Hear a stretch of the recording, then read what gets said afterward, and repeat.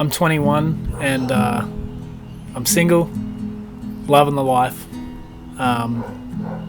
But for the last, sounded like I was on a Tinder date just then. I'm 21, I'm single. For the last, I think, year or so, I've been working on self-improvement more than any other year of like my whole life. Basically, I've been through enough to know what I need to know about how to overcome problems in a relationship. I've learnt a lot. Being a being a guy, you make a lot of dumb decisions, and I've been in that position, so I understand how you feel. Maybe you just got dumped. Maybe you got dumped a while ago, but it turned you into a mess. I understand what that's like. That happened to me multiple times. And every single time you learn something so much more valuable than you could have ever imagined if you stayed with that person. The point is that you have to be able to understand what to do and what not to do in order for you to progress forward, and in order for you to become a good person, a good partner, someone that aligns with the person that you eventually end up being with. And I think, I genuinely believe everyone has someone out there. There's some people in the world that they don't need anyone. They're sweet, and that's cool too. At the moment, I think I'm so far into my self-growth and my personal development journey that I'm probably about halfway through it, so it would not be a good time for me right now to dive into any sort of relationship, and that's okay too. I'm good with that, but I make sure I don't get lonely. I make sure that I stay busy and I keep productive. So I guess I'm just trying to talk about, I won't go into details about my past relationships, but what I will say is I've learned what it's like to feel like the world's crushing down on you all over just one person. I know what it's like to feel like that person. It feels like what happens is it feels like it's a person that is so embedded in who you are as a person. It's so embedded in your identity that you eventually get over it. And so that's one thing as well. It's like you will learn how to adapt. You'll learn how to overcome that sort of situation, and you'll learn how to take the right steps next time when working towards building those foundations. I never knew any of that stuff when I was younger. Of course, you just don't know that stuff. You learn it when you get older, when you mature as well. Even a year ago, I wasn't even mature. I've literally matured in the last few months, but that's because I have understood what it's all about. Originally, when I was a kid, when I was, a teenager, I worked myself up so much about these stupid little things. I need a relationship. I need to be with someone. I need someone in my life. I guess I can relate to a lot of people who didn't have or a great motherly figure in their life.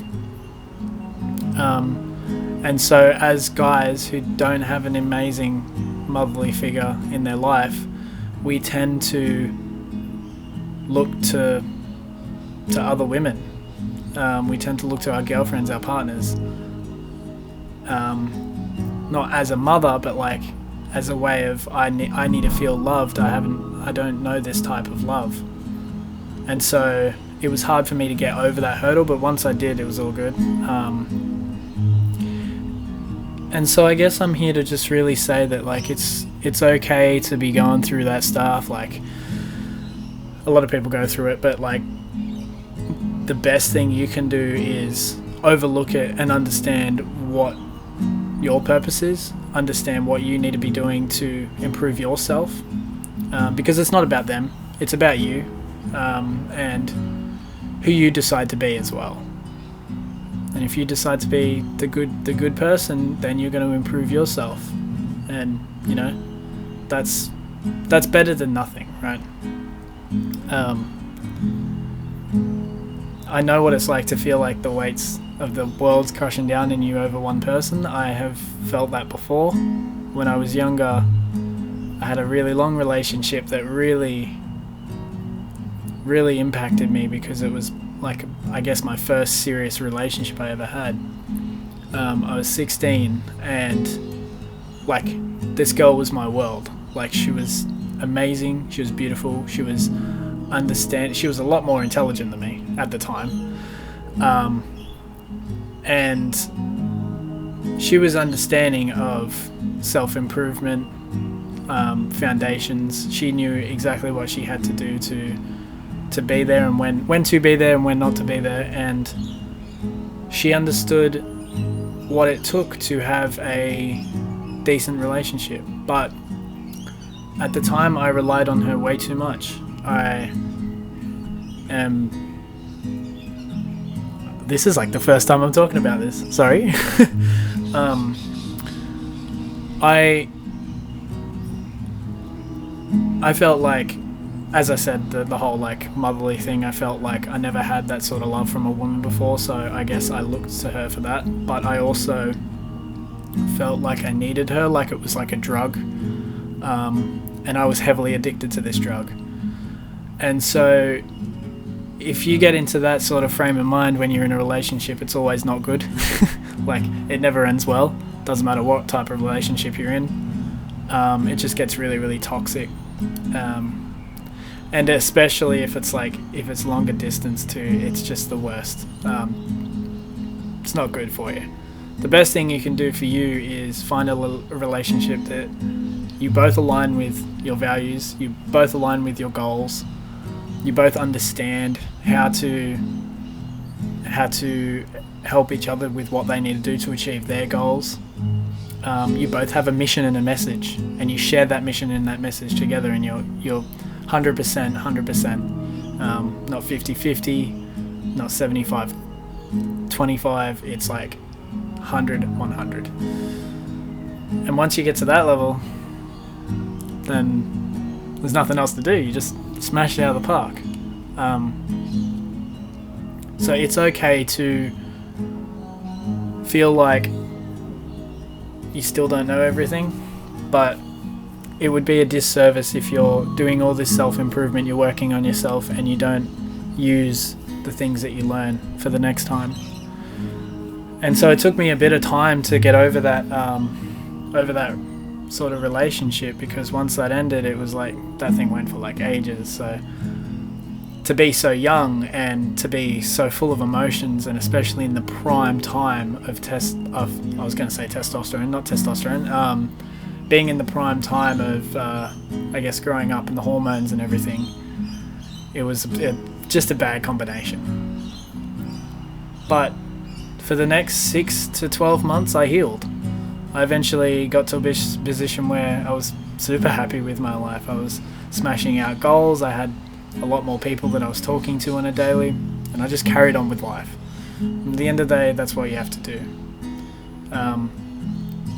I used to be a very, like, I guess, mental person. Like, I was very, like, anxious, depressed.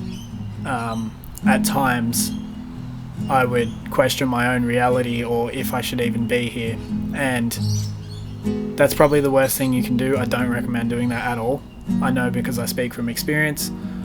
I'm speaking about it because I'm confident to speak about it, and why you shouldn't be doing that. You really need to just keep working, man. Like, yeah, you lost a relationship today, or you lost a relationship a couple years ago and you're still not getting over it. But while scars will still remain, what you learned from the damage you took back then is so much more. It's so much more value than if you stayed in that relationship. Like, you know more now. It's like when you have scientists that do experiments, you know more because you just did the experiment. Oh, we found this out. Cool. Next one. So I'm not saying don't compare relationships to experiments. Relationships are not experiments, but in the long-term idea of life and trying to become a good partner, learning those things is useful for you. So it's all useful stuff. So if there's, I guess if there's anyone out there who's, struggling with that sort of thing, or has dealt with being in a pretty toxic relationship, or maybe you yourself, like me, you were a toxic person once, and you're trying to break free of that, comment down below and let me know if there's anything you would like me to talk about on a deeper level. I'd like to explore this topic specifically on a deeper level, but I won't do that until it's validated that I should be doing that. As I said, this channel's about self-improvement. It's not about relationships, but it is a part of it. It is a part of growing up as a man, becoming a high performer, and that's really important to me. So yeah, I hope you're all good. Hope no one cried. You shouldn't have. We're men. No, I'm kidding. It's okay to cry. It's okay to be emotional. There's nothing wrong with that. Let's do it. Let's smash it out of the park. Alright.